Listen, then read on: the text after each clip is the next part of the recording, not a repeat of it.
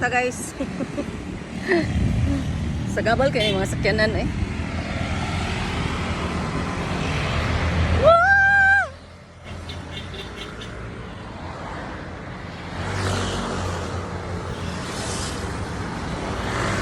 Hindi mo na ako tatawid sa daan kasi madaming dumadaan na sasakyan. Sinabing wag lumabang, tumabok. Ayan, napislat no. Napigsat tuloy ang palaka. Okay, tabok na ko guys. Kaya mahirap na magkalisod-lisod tayo sa pagtabok na madaming sasakyan nasa likod lang sila. So now I'm going to reflexologist. Magpapa-reflex po ako before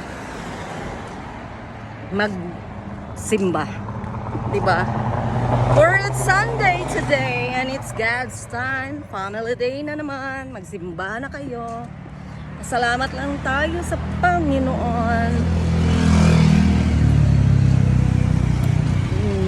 Na palagi tayo. Palagi.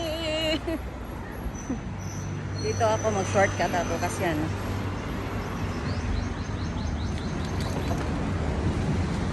malapit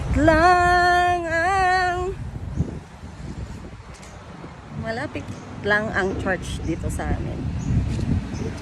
Kaya nga madali lang ako punta, mag-pray ako sa chapel, nakikipag-usap ako sa Panginoon, nagpapasalamat ako palagi na good health at I'm alive with my family, with my 2 kids and my friends and my relatives and lahat-lahat na package.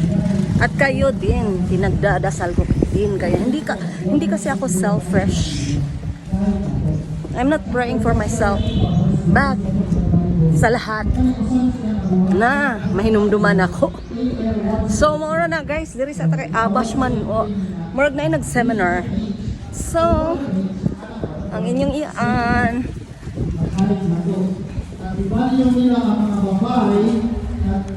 liko na.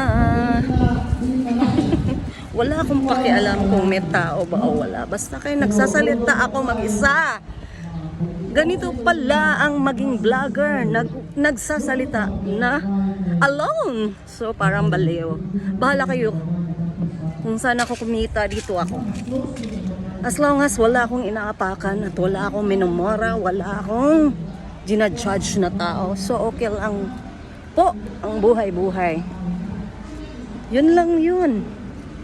Kasi mahirap yung nangingialam ka sa buhay na may buhay. May sariling buhay ka naman na pwede nimong bantayan, pwede nimong alagaan. Huwag ka nga ayaw na pang hilabot sa uban. Mura na. Magbisaya na ako, kapoy na ako Tinagalog. Hindi naman ako Tagalog eh. Pero para naman makaintindi yung mga kapatid natin sa Maynila, sa ibang dapit na lugar.